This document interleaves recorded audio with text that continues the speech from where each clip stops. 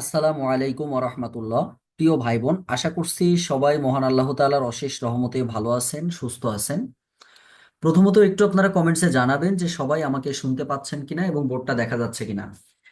আমরা ইতিমধ্যে রসায়নের আগে একটা চ্যাপ্টার পড়েছিলাম প্রথমেই, যেটা পরমাণুর গঠন ছিল। গতদিন আমরা আধুনিক বিজ্ঞানের একটা ক্লাস করেছি এবং জীববিজ্ঞানের একটা ক্লাস করেছি। আজকে আমরা রসায়নের দ্বিতীয় ক্লাস করব। দেখেন, বিজ্ঞান থেকে আমাদের টোটাল যে 15 মার্কসের কোশ্চেন হয়, এই 15 মার্কসের কোশ্চেনের মধ্যে আমরা এর আগে যে 4টা চ্যাপ্টার থেকে পড়েছি, এখান থেকে আপনারা মোটামুটি শিওর থাকেন 4 মার্ক আসবে। আর আজকে আমাদের যেটা আলোচনা, মানে আমরা কিন্তু বিজ্ঞানের সব থেকে যেগুলা গুরুত্বপূর্ণ টপিক আমরা কিন্তু সেগুলো আগে পড়ছি, এটা আপনারা সবাই বুঝতে পেরেছেন ইতিমধ্যে। তো রসায়নের আজকে আমাদের যে চ্যাপ্টার থেকে আমরা আলোচনা করব, এই চ্যাপ্টারটা যদি বলি যে বিসিএস পরীক্ষার জন্য আসলে কতটা গুরুত্বপূর্ণ, শুধু আপনাদেরকে এটুকুই বলবো যে আমরা যদি বিগত বিসিএস এর প্রশ্নগুলো একটু অ্যানালাইসিস করি, তাইলে আমরা বুঝতে পারবো এখান থেকে আমাদের 18টা কোশ্চেন হয়েছে এই চ্যাপ্টারটা থেকে। যদি আমরা দেখি যে 35 পর্যন্ত কয়টা কোশ্চেন হয়েছে, তাও আমরা দেখবো 10টা কোশ্চেন হয়েছে। তার মানে আমাদের 45 বিসিএস, 44 বিসিএস, হ্যাঁ, 35 বিসিএস, 41 বিসিএস, এগুলো থেকে আমাদের এই চ্যাপ্টারটা থেকে প্রশ্ন হয়। সুতরাং আজকে আমাদের টপিকটা অনেক গুরুত্বপূর্ণ। সকলে লেখেন, আজকে আমাদের টপিকের নাম হচ্ছে ধাতব পদার্থ এবং তাদের যৌগ সমূহ। ধাতব পদার্থ ও তাদের যৌগ সমূহ, এটা আমাদের আজকে পড়তে হবে, আলোচনার বিষয়। প্রথমে যদি আমরা আসি যে ভাইয়া ধাতুটা আসলে কি জিনিস, আপনি সহজেই বলবেন ধাতব পদার্থ বলতে ধাতুকেই মূলত বোঝাচ্ছে, যে ধাতু থেকে যে সমস্ত পদার্থ আসে। এই যে ধাতু আমরা দেখি, এই ধাতু মনে করবেন যে যে সমস্ত মৌল চকচক করবে, খেয়াল করতে হবে, হ্যাঁ, যে সমস্ত মৌল চকচক করবে এবং যারা একদম সরাসরি সাধারণ অবস্থায় কঠিন হয়, এবং যারা ভারী হয়, হ্যাঁ, যারা ভারী হবে, এবং যারা প্রচন্ড ঘাত সহ্য করতে পারে, ঘাত সহ বলতে ঘাত সহ্য করতে পারে। এরপরে আপনার যার মধ্য দিয়ে তাপ ও যার মধ্যে দিয়ে তাপ ও বিদ্যুৎ সুপরিবাহী। বিদ্যুৎ সুপরিবাহী মানে কি, যে এইটার মধ্য দিয়ে বিদ্যুৎ এবং তাপ যেতে পারে, সুপরিবাহী। শুধু কি এইটা তা না কিন্তু, এবং আঘাত করলে একটা শব্দ হবে, আঘাত করলে কিন্তু শব্দ হবে। সেটাকে আমরা বলবো ধাতু। সেটাকে আমরা কি বলবো বলেন তো? ধাতু বলবো। খাতায় লিখতে হবে একটু।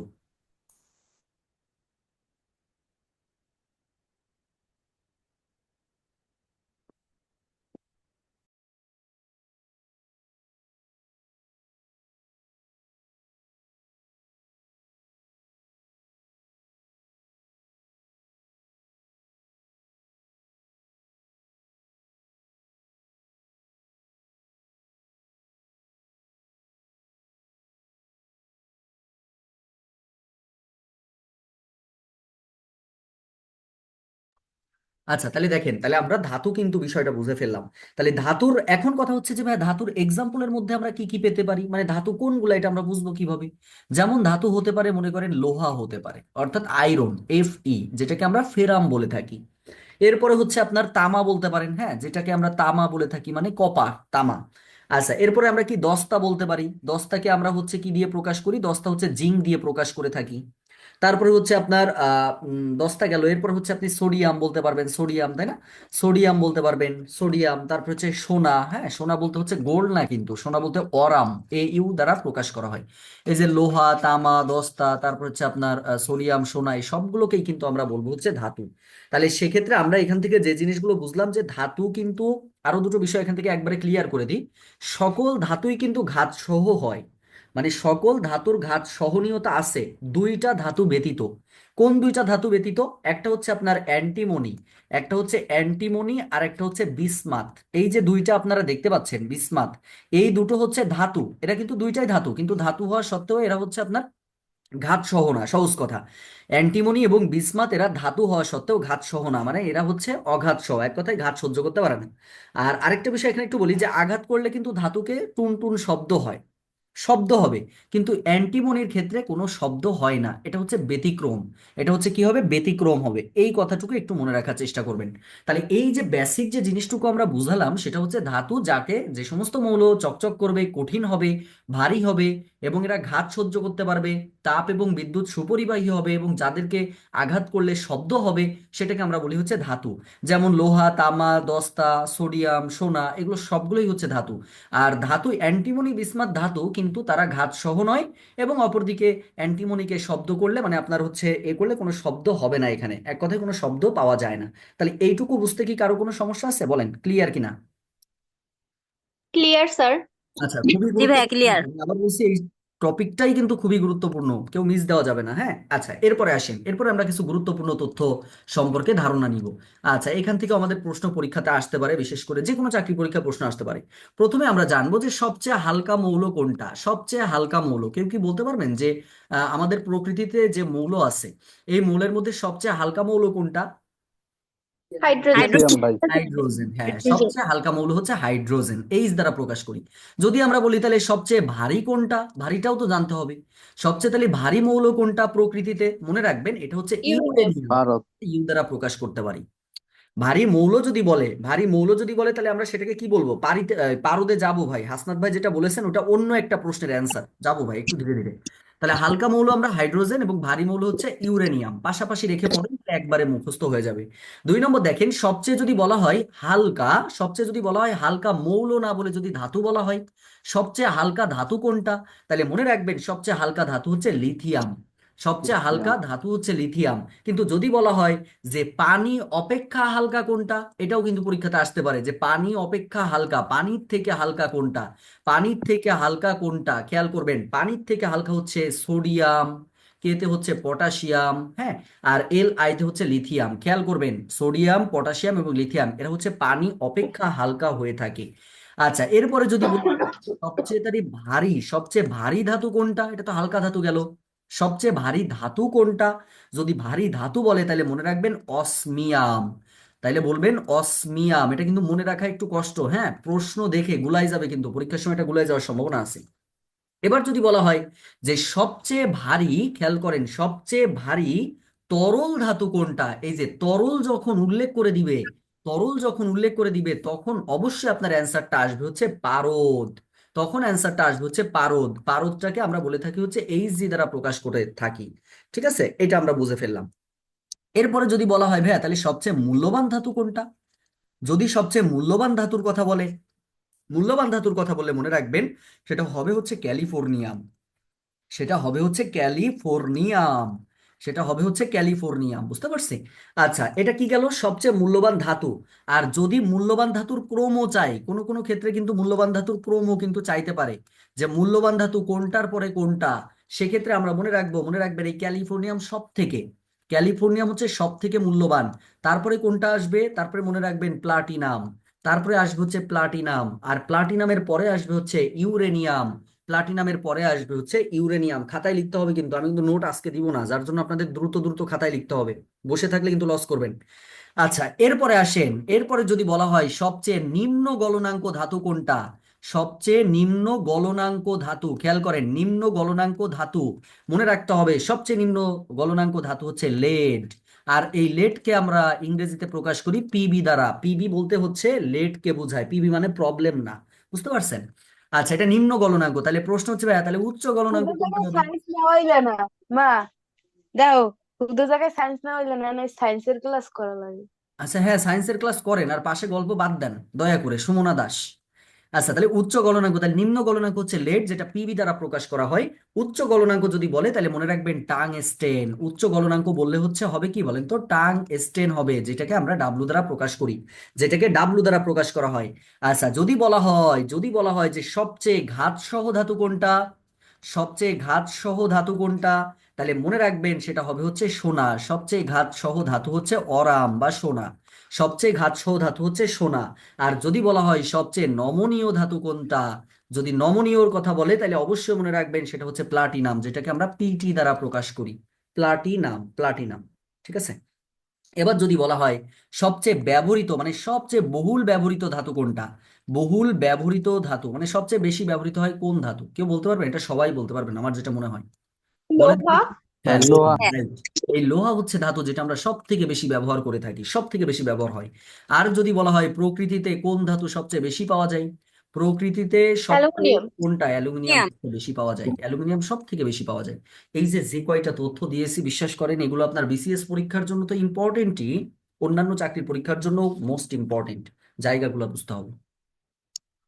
তাহলে সবাইকে ক্লিয়ার? এটাও মুখস্থ করে ফেলতে হবে ভাই, মানে বিজ্ঞানে আমরা ম্যাক্সিমাম মুখস্থ বিদ্যার উপর দিয়েই চলতে হবে। কথা বুঝতে পারছেন? যেখানে বোঝানোর দরকার সেখানে অবশ্যই বোঝাবো, কি বললেন? সমস্যা নেই। আচ্ছা, তাহলে আমরা এই বিষয়গুলো সম্পর্কে ধারণা পেলাম। এরপরে আসেন, এরপরে ভাইয়া আমরা নমনীয় ধাতুটা আবার বলেন।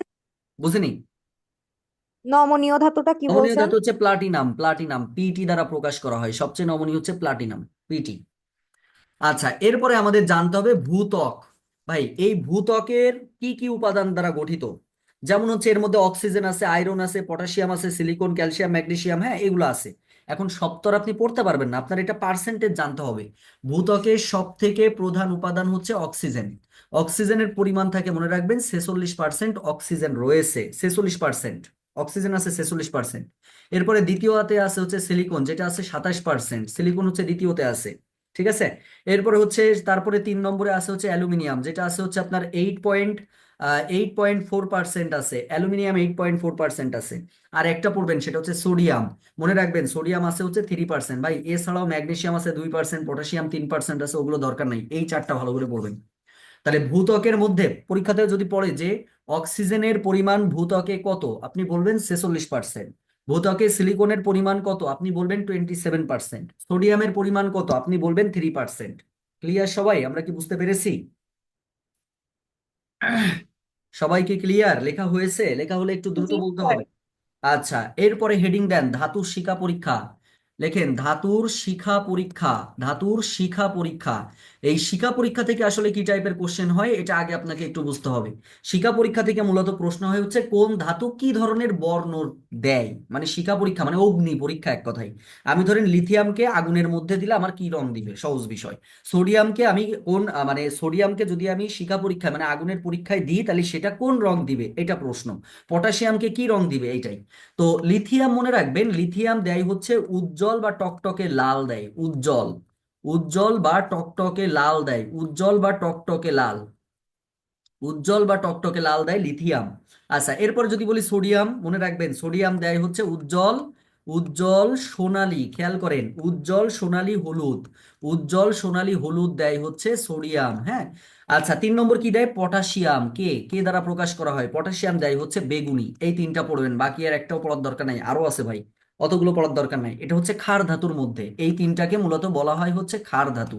প্রশ্ন হচ্ছে ভাই ক্ষার ধাতু কোনটা? যে সমস্ত ধাতুর প্রথম মানে একদম সর্বশেষ শক্তি স্তরে একটা করে ইলেকট্রন বিদ্যমান থাকে, সেটাকে বলা হয় ক্ষার ধাতু। যেমন লিথিয়ামের শেষ কক্ষপথে একটা ইলেকট্রন থাকে, সোডিয়ামের শেষ কক্ষপথে একটা থাকে, পটাশিয়ামের শেষ কক্ষপথে একটা থাকে। এগুলোকে ক্ষার ধাতু বলা হয়। তাহলে আমরা এই তিনটা মুখস্থ করবো। তাহলে লিথিয়ামের ক্ষেত্রে উজ্জ্বল বা টকটকে লাল হয়, সোডিয়ামের ক্ষেত্রে উজ্জ্বল সোনালী হলুদ হয়, এবং পটাশিয়ামের ক্ষেত্রে হচ্ছে বেগুনি বর্ণ ধারণ করে। ওকে, সবাই কি বুঝতে পারছি? দেখেন ক্লিয়ার কিনা। জি স্যার। আচ্ছা, সেম ভাবে আমরা মৃৎক্ষার ধাতুর ক্ষেত্রেও তিনটা পড়বো। সেম ক্ষেত্রে আমরা মৃৎক্ষার ধাতুর ক্ষেত্রেও আমরা কয়টা পড়বো বলেন তো? মৃৎক্ষার ধাতুর ক্ষেত্রেও আমরা তিনটা পড়বো। মৃৎক্ষার মানে কি? মৃৎক্ষার মানে বলতে বোঝায় মাটিতে যে সমস্ত ক্ষার ধাতুগুলো পাওয়া যায়, মাটিতে থাকে, এগুলো হচ্ছে মাটিতে থাকে। যেমন দেখেন ক্যালসিয়াম, এই ক্যালসিয়াম হচ্ছে ইটের মতো, এটা পরীক্ষাতে এসেছে, কয়েকবার এসেছে, বুঝতে পারছেন? বিসিএস এর কথা বলছি না, সকল চাকরি মিলাইয়ে বলতেছি। ইটের মতো লাল বর্ণ দেয় হচ্ছে ক্যালসিয়াম, সিএ। এরপর হচ্ছে আপনার স্ট্রনসিয়াম, যেটাকে আমরা মূলত এস আর দিয়ে প্রকাশ করি, স্ট্রনসিয়াম, যেটা হচ্ছে টকটকে লাল দেয়, এটা হচ্ছে টকটকে লাল, এটা হচ্ছে টকটকে লাল দেয়। আরেকটা হচ্ছে আপনার রেডিয়াম, আর এ দ্বারা প্রকাশ করা হয়, রেডিয়াম, যেটা হচ্ছে আপনার গাঢ় লাল দেয়, যেটা হচ্ছে গাঢ় লাল দেয়, গাঢ় লাল। এছাড়াও কারোর যদি এক্সট্রা পড়তে ইচ্ছা করে সে বই থেকে অবশ্যই পড়ে ফেলতে পারবেন, এটা নিয়ে কোনো সমস্যা নেই। এইবার আমরা এইগুলোর বিস্তারিত শিখবো, চিন্তা নাই, হ্যাঁ এগুলোর আবার বিস্তারিত আছে, সেই বিষয়গুলো আমরা এখন একটু জানার চেষ্টা করব। আচ্ছা, এরপরে চলেন, তাহলে আমরা মুছে দিলাম। এরপরে আমাদের যেটা জানতে হবে, এখন আমরা একটু ক্ষার ধাতু নিয়ে আলোচনা করব। ক্ষার ধাতু নিয়ে আমরা একটু কথা বলবো।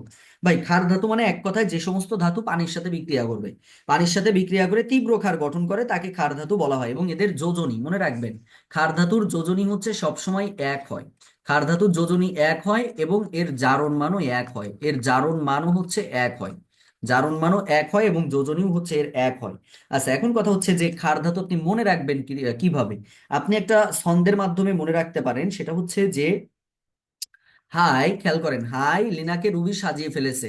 হাই লিনাকে হাই লিনাকে রুবি হাই লিনাকে রুবি সাজিয়ে ফেলেছে। হাই লিনাকে রুবি সাজিয়ে ফেলেছে। আচ্ছা, এই লিথিয়াম, এটা হচ্ছে লিথিয়াম, এন এতে হচ্ছে সোডিয়াম, কে তে হচ্ছে পটাশিয়াম, আর ইউবি রুবিতে হচ্ছে রুবিডিয়াম, এটাতে হচ্ছে সিএস সিজিয়াম, আর এটা হচ্ছে আপনার এফ এতে হচ্ছে ফ্রান্সিয়াম, এফ আর তে হচ্ছে ফ্রান্সিয়াম। এইগুলোকে আমরা বলে থাকি হচ্ছে ক্ষার ধাতু, মনে রাখবেন। হাই লিনাকে রুবি সাজিয়ে ফেলেছে, কিন্তু হাইড্রোজেন কিন্তু ক্ষার ধাতু না, এটা মাথায় রাখবেন। হ্যাঁ, হাইড্রোজেন বাদে বাকি যেগুলো আছে সবগুলোই হচ্ছে এই রেঞ্জের মধ্যে ক্ষার ধাতু হয়।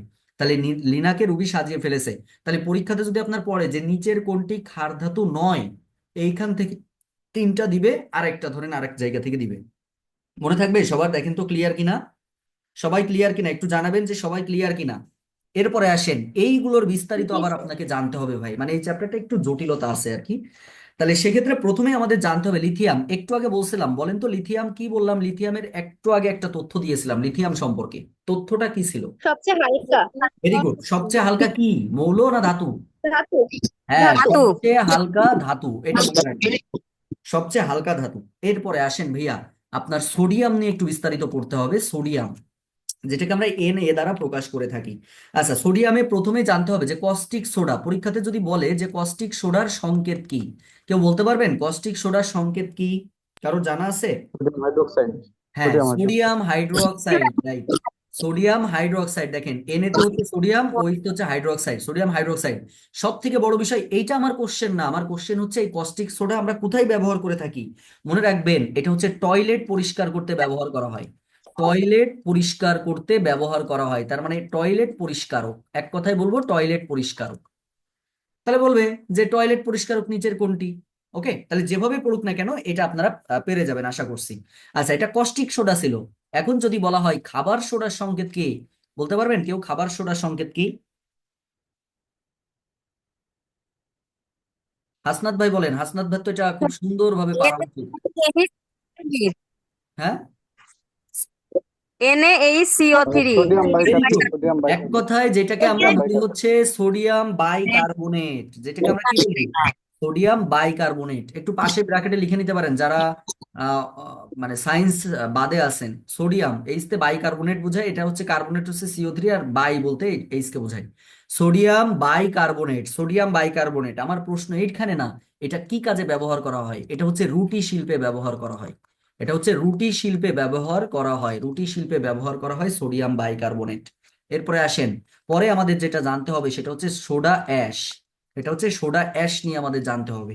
আচ্ছা, সোডা অ্যাশের সংকেত কি এটা মনে রাখবেন, এটা হচ্ছে অনাদ্র সোডিয়াম কার্বনেট, NaCO3। পাশে লিখে নিতে পারেন sodium, sodium carbonate, sodium carbonate লিখে নিতে পারেন, যেটাকে আমরা সোডা অ্যাশ বলি। আচ্ছা, এরপরে যেটা বলবো এটা তো সবাই পারেন, এটা মনে হয় না কেউ পারেন, এমন কেউ নেই যে পারেন না। খাবার লবণের সংকেত কি বলেন? এটা আর্টস কমার্স সবাই পারেন। খাবার লবণের সংকেত সোডিয়াম হচ্ছে ক্লোরাইড। NaCl, তাই না? Sodium chloride sodium chloride, NaCl হচ্ছে সোডিয়াম ক্লোরাইড। আচ্ছা, এইবার আমরা চলে আসবো, আর তিনটা জিনিস আমাদের এখান থেকে করতে হবে। একটা হচ্ছে, মিউট করে দেন প্লিজ, কথা বলা হয়ে গেলে মিউট করে দিবেন। সেটা হচ্ছে যে কাপড় কাচার সোডা, খেয়াল করেন কাপড় কাচার সোডা, এর সংকেতটা আমাদেরকে পড়তে হবে। কাপড় কাচার সোডার সংকেত হচ্ছে, খেয়াল করেন, সেটা হচ্ছে কাপড় কাচার সোডার সংকেত হচ্ছে প্রথমে সোডিয়াম কার্বনেট, প্রথমে সোডিয়াম কার্বনেট, তারপরে 10 অণু পানি। সোডিয়াম কার্বনেট 10 অণু পানি হচ্ছে, সোডিয়াম কার্বনেট 10 অণু পানি হচ্ছে কাপড় কাচার সোডার সংকেত। অনেক সময় বলবে গ্লুবার লবণের সংকেত কি, গ্লুবার লবণের সংকেত কি, সেটা মনে রাখবেন, সেটাকে আমরা বলে থাকি হচ্ছে কি বলেন তো, সোডিয়াম সালফেট, অর্থাৎ Na2SO4। Na2SO4 10 অণু পানি, এটাকে আমরা বলি হচ্ছে গ্লোবাল লবণের সংকেত। আর লাস্ট আর একটা পড়তে হবে হাইপো, এই হাইপো খুবই গুরুত্বপূর্ণ। হাইপো এর সংকেত হচ্ছে সোডিয়াম থায়োসালফেট, এক কথায় আমরা বলবো Na2S2O3। এটা হচ্ছে হাইপো এর সংকেত, যেটাকে আমরা বলি সোডিয়াম থায়োসালফেট। দেখেন লেখা হলে আমাকে বলবেন যে ভাইয়া লেখা কমপ্লিট হয়েছে।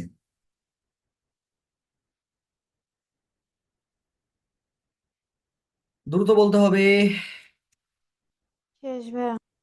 আচ্ছা, তাহলে ডান এখান থেকে ডান। হ্যাঁ বলেন, বুঝিনি। বললাম হয়েছে ভাইয়া। আচ্ছা, গুড, হয়েছে। তাহলে এখান থেকে আমরা এটা ক্লিয়ার হলাম। এরপরে আমরা চলে যাব আর দুইটা তথ্য এখান থেকে পড়বো আমরা, রুবিডিয়াম। একটু আগে বলছিলাম রুবিডিয়াম হচ্ছে একটা ক্ষার ধাতু, যেটা কোথায় ব্যবহার করা হয় এটা মনে রাখবেন, লেজার রশ্মিতে ব্যবহার করা হয়। এটা হচ্ছে লেজার রশ্মিতে ব্যবহার করা হয়। তাহলে পরীক্ষাতে হুবহু আসবে লেজার রশ্মিতে কি ব্যবহার করা হয়, বলবেন রুবিডিয়াম। আচ্ছা, এরপর হচ্ছে সিএস। সিএস তে হচ্ছে সিজিয়াম, যেটা সাধারণ তাপমাত্রায় তরল ধাতু। মনে রাখবেন যেটা হচ্ছে কি বলেন তো, সাধারণ তাপমাত্রায় তরল ধাতু, সাধারণ তাপমাত্রায় তরল ধাতু হচ্ছে সিজিয়াম। সাধারণ তাপমাত্রায় তরল ধাতু বলা হয় সিজিয়ামকে। তাহলে আমরা সিজিয়ামটা কিন্তু ক্লোজ হয়ে গেলাম, ক্লিয়ার হয়ে গেলাম। এরপরে আসেন, এরপরে আমরা মৃৎক্ষার ধাতু নিয়ে পড়বো। আচ্ছা, মৃৎক্ষার ধাতুর মধ্যে কি কি ধাতু আছে এটা আগে আপনাকে জানতে হবে। মৃৎক্ষার ধাতুর মধ্যে আছে যেমন হচ্ছে বিরিয়ানি, মোগলাই, কাবাব সরিয়ে বাটিতে রাখো। বিরিয়ানি মনে রাখার উপায় আর কি, বিরিয়ানি মোগলাই কাবাব, কাবাব সরিয়ে, কাবাব সরিয়ে বাটিতে রাখো, বাটিতে রাখো। অর্থাৎ এখান থেকে আমরা কি পাবো, বিরিয়ানি। বিরিয়ানি থেকে এখান থেকে আমরা পাবো হচ্ছে এক কথায় বেরিলিয়ামকে পাবো, বেরিলিয়াম। বিইতে হচ্ছে বেরিলিয়াম। মোগলাইতে আমরা পাবো হচ্ছে ম্যাগনেসিয়াম। কাবাবতে এখান থেকে পাবো হচ্ছে ক্যালসিয়াম, হ্যাঁ ক্যালসিয়াম পাবো। আচ্ছা, তারপরে সরিয়েতে এখান থেকে পাবো আর, অর্থাৎ স্ট্রনসিয়াম পাবো। আর বাটিতে বলতে এখানে পাবো, বেরিয়াম। বিএতে হচ্ছে বেরিয়াম, আর এটা হচ্ছে বেরিলিয়াম। এটা হচ্ছে এটা হচ্ছে আর রাখোতে হচ্ছে মনে রাখবেন রেডিয়াম, আর এতে হচ্ছে রেডিয়াম। তাহলে কি হলো দেখেন, বিরিয়ানি, মোগলাই, কাবাব সরিয়ে বাটিতে রাখো, এগুলো সবই মৃৎক্ষার ধাতু, মানে এগুলো এক কথায় মাটিতে পাওয়া যায়। এগুলো সবই হচ্ছে মাটিতে পাওয়া যায়। বুঝতে পারছি সবাই? আচ্ছা, এবার আসেন, এখান থেকেও সেম ভাবে আমাদের কিছু কিছু বিষয় পড়তে হবে। যেমন আমরা সবগুলো নিয়ে পড়বো না ভাই, আপনার এই বেরিলিয়াম নিয়ে কোনো কাজ নেই, এটা নিয়ে আমাদের না জানলেও চলতেছে। তবে ম্যাগনেসিয়াম নিয়ে একটু পড়তে হবে। আচ্ছা, ম্যাগনেসিয়াম নিয়ে আমরা কি পড়বো দেখেন। ম্যাগনেসিয়াম নিয়ে প্রথমে আমাদের যেটা জানতে হবে যে এখানে একটা সংকেত আছে ম্যাগনেসিয়াম সালফেট। ভাই বেশি জটিল যদি লাগে, মানে কারোর যদি বেশি জটিল লাগে তাহলে চ্যাপ্টারটা বাদ দিবেন, 1 মার্ক যদি প্রশ্ন আসে আল্লাহর নামে ছেড়ে দিবেন। কিন্তু মাথার মধ্যে পেইন নেওয়ার দরকার নাই, কথা বুঝতে পারছেন? ম্যাগনেসিয়াম সালফেট 7 অণু পানি, যেটাকে বলা হয় হচ্ছে ইপসম লবণ। এই একটা চ্যাপ্টারই সব থেকে বেশি মনে করেন সংকেত মুখস্থ করতে হয়, এই একটা চ্যাপ্টারে জাস্ট। এরপরে আরো সামনে অনেক সংকেত আছে। ম্যাগনেসিয়াম সালফেট 7 অণু পানি, এটাকে বলা হয় ইপসম লবণ, মনে রাখবেন। এই ম্যাগনেসিয়াম কি কি কাজে ব্যবহার হয় এটা গুরুত্বপূর্ণ। যেমন হচ্ছে বিমান, যেমন হচ্ছে বিমান, তারপর হচ্ছে আপনার মোটর গাড়ি, বিমান, তারপর হচ্ছে মোটর গাড়ি, বিমান মোটর গাড়ি। আচ্ছা, তারপরে হচ্ছে আপনার বৈদ্যুতিক পাখা, বৈদ্যুতিক পাখা, বৈদ্যুতিক পাখা। এইগুলোর যে যন্ত্রাংশ তৈরি করা হয় সেইখানে এই ম্যাগনেসিয়াম কাজে লাগে। শুধু কি এখানে না, আমরা যে মাঝে মাঝে দেখেন না বিয়ে শাদিতে আতশবাজি ফোটে, আতশবাজি, হ্যাঁ আতশবাজি, তারপর হচ্ছে ফটোগ্রাফিক ফ্লাশ, এগুলোতেও কিন্তু আসলে এগুলো তৈরিতে ফটোগ্রাফিক ফ্লাশ, ফটোগ্রাফিক ফ্লাশ, এইগুলোতেও কিন্তু আসলে আমাদের কি হয় বলেন তো, এইগুলোতেও আসলে আমাদের হচ্ছে ম্যাগনেসিয়াম ব্যবহার করা হয়। তাহলে ম্যাগনেসিয়াম আতশবাজি, ফটোগ্রাফিক ফ্লাশ, বিমান, মোটর গাড়ি, বৈদ্যুতিক পাখা, এগুলোতে আমাদের এই ম্যাগনেসিয়ামটা ব্যবহার করা হয়, এটা মনে রাখবেন। এরপরে আমাদের জানতে হবে অর্থাৎ ক্যালসিয়াম নিয়ে। আচ্ছা, ক্যালসিয়াম থেকে কি পড়বো, বিশেষ করে এখান থেকে একটা প্রশ্ন, খুব ভালো মানের প্রশ্ন, যে ব্লিচিং পাউডারের সংকেত, ব্লিচিং পাউডার। আচ্ছা, ব্লিচিং পাউডারের সংকেত হচ্ছে মনে রাখবেন, এটা হচ্ছে CaO Cl Cl, CaO Cl Cl। এটা কি কাজে ব্যবহার হয়, যেটাকে আমরা বলি ক্যালসিয়াম ক্লোরো হাইপোক্লোরাইড, এটা কি কাজে ব্যবহার করা হয় দেখেন, এটা হচ্ছে পরিষ্কারক, এটা হচ্ছে পরিষ্কারক, পরিষ্কারক ও জীবাণুনাশক, পরিষ্কারক ও জীবাণুনাশক, পরিষ্কারক ও জীবাণুনাশক, পরিষ্কারক ও জীবাণুনাশক হিসাবে ব্যবহার করা হয়, এটা মনে রাখবেন। এরপরে আসেন, আমরা যে ওই যে পানের সাথে চুন খাই, এই চুনের সংকেতটা হচ্ছে CaO, calcium oxide, calcium oxide, যেটা ব্যবহার করা হয় সিমেন্ট তৈরিতে, যেটা ব্যবহার করা হয় সিমেন্ট তৈরিতে, এটা ব্যবহার করা হয় সিমেন্ট তৈরিতে ব্যবহার। আচ্ছা, এরপরে কি, আমরা জানি চক, চকের কিন্তু একটা সংকেত আছে, আমরা যে চক দিয়ে লিখতাম ছোটবেলায়, ছোটকালে, CaCO3, ক্যালসিয়াম কার্বনেট, যেটা কিন্তু পানিতে দ্রবীভূত হয় না, চক কিন্তু পানিতে দ্রবীভূত হয় না, এটা মাথায় রাখবেন। ওকে। আচ্ছা, এরপরে আমাদের গত বছর একটা প্রশ্ন এখান থেকে ছিল যে প্লাস্টার অফ প্যারিসের সংকেত কি, plaster of Paris, plaster of প্যারিসের সংকেত বলেন, কে বলতে পারবেন এটা, কেউ আছেন বলতে পারবেন? ক্যালসিয়াম সালফেট, ক্যালসিয়াম হ্যাঁ, সালফেট আর হাফ মোল পানি। হ্যাঁ রাইট, ক্যালসিয়াম সালফেট আর হচ্ছে পানি, ক্যালসিয়াম সালফেট আর পানি, এটাকে আমরা বলি হচ্ছে প্লাস্টার অফ প্যারিস। হাসনাত ভাই, আপনার হচ্ছে কেমিস্ট্রি সাবজেক্ট ছিল তাই না? জি ভাই। তা আমার না বইকে আপনিই তো এটা করতে পারেন, তাহলে তো ভালো হয়, আপনি ক্লাসটা নিতেন, তো প্রেশার ছিল না। না ভাই, আপনাকেই বানাচ্ছে ভাই ভালো। আচ্ছা, আমাকে ভার কেমিস্ট্রিতে যেন রেজাল্ট কত ছিল, 3 পয়েন্ট কত বলছিলেন, ভুলে গেছি। 7 কত? 3.78। 7-8? কেমনে পাইছিলেন ভাই? এত পয়েন্ট পাওয়া তো আসলে কষ্ট। সুমাইয়া আপুর রেজাল্ট কত ছিল? জি ভাইয়া। আপনার রেজাল্ট কত ছিল অনার্সের? ও আমার তো হচ্ছে 3.38। আমাদের ব্যাচে তো রেজাল্ট খারাপ ভাইয়া। 3.3? আপনার কি সাবজেক্ট, ট্রিপলি না সিএসি? সিএসসি ভাইয়া। সিএসি, বুঝতে পারছি। ঠিক আছে, ধন্যবাদ। এরপরে চলেন, পরে আমরা চলে যাব। এখন আমরা একটু জানবো উপধাতু নিয়ে। উপধাতু যেটাকে আমরা অপধাতু বলে থাকি, উপধাতু বা যেটাকে আমরা অপধাতু বলে থাকি। আচ্ছা, এখন কথা হচ্ছে যে এই উপধাতু বা অপধাতু এর এক্সাম্পল গুলো পড়বেন। এর মানে কি ভাই? এর মানে হচ্ছে কখনো কখনো এরা, এক কথায় গোল আলু, কখনো কখনো এরা ধাতুর মতো আচরণ করবে, আবার কখনো কখনো অধাতুর মতো আচরণ করবে। তাকে আমরা বলবো উপধাতু বা অপধাতু। হ্যাঁ, এখন এগুলো কোনটা কোনটা আছে এই জিনিসগুলো জাস্ট একটু পড়বেন। যেমন উপধাতুর এক্সাম্পলের মধ্যে আপনি বলতে পারেন জার্মেনিয়াম, তে হচ্ছে জার্মেনিয়াম। তারপর হচ্ছে এসআই তে সিলিকন। তারপর হচ্ছে আর্সেনিক, এস তে হচ্ছে আর্সেনিক। তারপর হচ্ছে অ্যান্টিমনি, যেটাকে আমরা এস বি দিয়ে প্রকাশ করি, অ্যান্টিমনি এস বি দ্বারা প্রকাশ করা হয়। টি তে হচ্ছে টলুইন, হ্যাঁ টলুইন। আর বি তে হচ্ছে বোরন। এই 6টা পড়বেন। কি কি বললাম? তে হচ্ছে জার্মেনিয়াম, এসআই তে হচ্ছে সিলিকন, এস তে হচ্ছে আর্সেনিক, এস বি তে হচ্ছে অ্যান্টিমনি, তে হচ্ছে টলুইন, টলুনিয়াম, আর বিতে হচ্ছে বোরন। এই 6টা হচ্ছে উপধাতু বা অপধাতু বলা হয়। এই জায়গাটা একটু মনে রাখবেন। তবে এখানে একটা পারমাণবিক সংকেত পরীক্ষাতে প্রচুর পরিমাণে আসে, যে আর্সেনিকের পারমাণবিক সংখ্যা কত। এটা মনে রাখবেন, আর্সেনিকের পারমাণবিক সংখ্যা হচ্ছে 33। এটা একটু সুন্দর করে মুখস্থ করে রাখেন, আসে পরীক্ষাতে ভালো পরিমাণে আসে। ক্লিয়ার? আমরা কি এই 3টা বুঝতে পেরেছি? আর কি কারো কোনো প্রশ্ন আছে এখানে? ক্লিয়ার সবাই? সায়েন্সের কে কে আছেন এখানে? এই সাবিরা আপু, স্যার। আপনি আপনি কিসে, আপনি আপনার ডিপার্টমেন্ট কোনটা ছিল? সাবিরা আপু বলেন, আমাকে শুনতে পাচ্ছেন বোন? আরে গেস। আচ্ছা, এর মধ্যে সায়েন্সের কে কে আছেন? আমি আছি ভাইয়া। আপনি কে? শারমিন। আচ্ছা, শারমিন আপু আছেন। আর আমি আছি ভাইয়া। নাজমা সুলতানা। আচ্ছা, আর আর কেউ নেই? হাসনাত ভাই আছেন, আর হচ্ছে সুমাইয়া আপু আছেন। 4 জন। আর বাকি সবাই কি আর্টসের, আর্টস কমার্সের, তাই তো? আচ্ছা, সমস্যা নেই। জি স্যার। আচ্ছা, এরপরে আসেন, পরে আমরা চলে যাব হচ্ছে উজ্জ্বল ধাতু। পরে আমরা যাব হচ্ছে উজ্জ্বল ধাতু।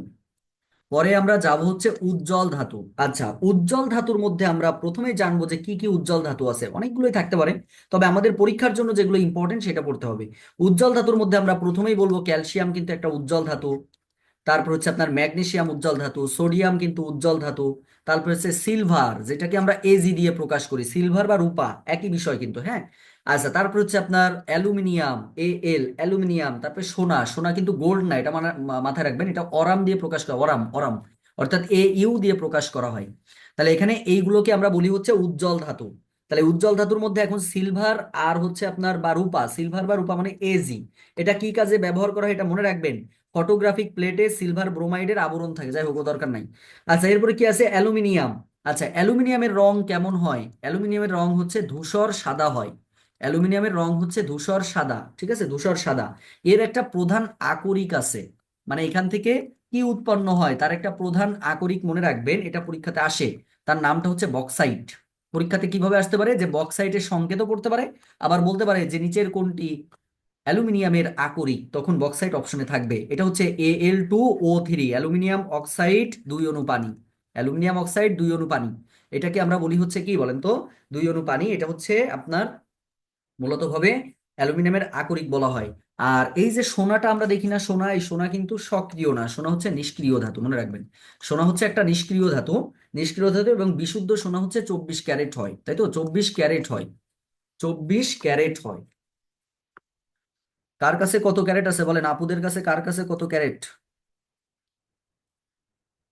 22 ক্যারেট। 22 ক্যারেট আছে মাত্র, সব মিলায়ে? আচ্ছা, কত ক্যারেটে 1 ভরি হয়? এই ক্যারেট আর ভরির হিসাবটা এক না, সোনা নাই এক ভরি, আর এটা 24 ক্যারেট ভালো না, তারপরে 22 ক্যারেট আছে, 21 ক্যারেট আছে, 18 ক্যারেট আছে, ও, সব এটা থেকে ভালো 24, তারপর 22, 21, 18 এগুলো আপু একটু আপনার কোনটা নিম্নমানের আছে? এই। আপনার কি স্যার 24 আছে না স্যার 25 আছে? 24-এর হচ্ছে বার হয়, বুঝছেন? 24 দিয়ে গোল্ড বানালে একটু লালচে টাইপ হয়, ওটা মানুষ করে না। এটা বেশি নরম, ও আচ্ছা আচ্ছা, মানে ভেঙে যাওয়ার ভেঙে চুরে সম্ভাবনা যাওয়ার বেশি। সম্ভাবনা আছে তাই তো? হ্যাঁ, আচ্ছা, 24 বুঝতে ক্যারেট পেরেছি। চেন পড়ে না বানাই স্যার, ভাই। 24 ক্যারেট ধন্যবাদ মাছ ধন্যবাদ থাকে ভাই, না, ওই মুখে খালি আমি আর থাকে না যাই। গোল্ড ঠিক আছে করা যায়। ঠিক আছে ঠিক আছে ভাই, আপনাদের আবার এই সুযোগ দিলে আবার অবস্থা খারাপ হয়ে যাবে। আচ্ছা তাহলে শোনেন, তাহলে আমাদের হচ্ছে ওই যে আগের যে এটা দিয়েছি ওই পর্যন্ত পড়বেন, আর এই যে চ্যাপ্টারের এই চ্যাপ্টারটা আমি ছবি দিয়ে দিচ্ছি, এগুলো বাকিগুলো পড়বেন, যেটা সব থেকে বেশি জটিল লাগবে আর বেশি নাই। এক কথা এখানে আর 1 পেজ মতো এক্সট্রা আছে, এটা ছবিতেই আপনারা বুঝতে পারবেন। তো সেক্ষেত্রে এই দুইটা চ্যাপ্টার আগামী দিন থাকবে আর কি। কারেক্ট স্পেলিং ছিল, স্পেলিং কি আমরা সবগুলো শেষ করতে পেরেছি? ধরলে পারবেন? জি ভাই, ইনশাল্লাহ। আচ্ছা, অন্যরা কি সবাই পড়াশোনা করেছেন কিনা? জি ভাইয়া পড়েননি মানে করেছি। গলায় জোর নেই? কারেক্ট স্পেলিং কিন্তু আপনারা সবাই জানেন যে এখান থেকে কিন্তু 1 মার্কের কোশ্চেন 100% আসবে, মানে কোনো মিসিং নেই। তা আমরা এটা এম পর্যন্ত দিয়েছিলাম না, পড়া অর্ধেক দিয়েছিলাম, তো ফুল তো আর দেইনি তাই না? ভাইয়া, বলেন এলে কারেক্ট এম স্পেলিং কি ছিল। শুধু কি অর্থ সহ? অর্থ সহ না, এটা জাস্ট আপনার মানে বানানটা। হুম হুম, বলেন ঠিক আছে একটা ভাইয়া। কোশ্চেনের অ্যান্সার দিবেন, সেটা হচ্ছে যে অ্যাসেসমেন্ট। অ্যাসেসমেন্ট বানানটা করবেন, অ্যাসেসমেন্ট বানানটা করবেন হচ্ছে জেসমিন আপু। জেসমিন আপু অ্যাসেসমেন্ট বানানটা করেন।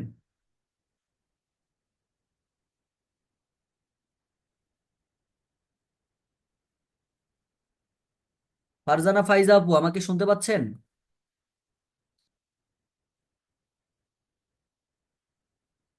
জি স্যার, শুনতে পাচ্ছি। আপু বলেন অ্যাসেসমেন্টটা একটু বানান করেন তো। ASSESMENT। কি বললেন আবার বলেন। এ, ASSESMENT। এইটা তাই তো? জি স্যার। আচ্ছা, সবাই কি একমত এটার সাথে? একটু দেখেন তো। না ভাইয়া, না ভাইয়া, এখানে হচ্ছে হচ্ছে ডাবল। ডাবল। হ্যাঁ তাহলে দেখছেন ভুল করে ফেলছেন কিন্তু, তার মানে পড়াশোনা করেননি। অ্যাসেসমেন্টটা অবশ্যই ডাবল এস আছে, ASSESMENT, অ্যাসেসমেন্ট। আচ্ছা এরপরে একটু বানান করবেন অসপিশাস, এটা বলবেন হচ্ছে শারমিন আপু বলেন অসপিশাস বানানটি করেন। ভাইয়া পড়েছি কিন্তু মনে থাকছে না আমার। এই তো লিখে লিখে পড়তে হবে, তো এই জন্য আমি দিয়েছি। এটা আর একবার থাকবে, আগামীকালকে এটা আবার থাকবে, কারণ এটা কিন্তু 1 মার্কের কোশ্চেন। এটা সবগুলো অপশন মিলালে কিন্তু দেখতে সব একই রকম লাগে, বুঝতে পারছেন? যার জন্য এটা লিখে লিখে পড়বেন, প্রয়োজনে 1-2 বার একটু পড়া লিখে করার চেষ্টা করবেন, তাহলে সুবিধা হবে সবাইকে, বললাম আর কি। ঠিক আছে, যে অসপিসিয়াস। আচ্ছা তাহলে সেক্ষেত্রে এখান থেকে কিন্তু আমরা পেয়ে গেলাম। আচ্ছা আরেকটা কোশ্চেন করব, এই বানানটা করবেন হচ্ছে এই বানানটা পড়বেন হচ্ছে সুমনা দাস আপু, আমাকে শুনতে পাচ্ছেন কিনা? সুমন আপু কি আমাকে শুনতে পাচ্ছেন? হ্যাঁ ভাইয়া। আচ্ছা আপনি বানান করেন বুকে, বুকে বানান করেন, বুকেই বানান করেন। BOU, বিও তারপর U, Q Q E, E, UI, হ্যাঁ, U E T. E T, very good, খুবই সুন্দর। অর্থাৎ এটা হচ্ছে বুকে, ভেরি গুড, পড়াশোনা করেছেন, অসংখ্য ধন্যবাদ। আচ্ছা সাবেরা আপু কি আমাকে শুনতে পাচ্ছেন? বোন আপনি মিউটটা আনমিউট করেন তো।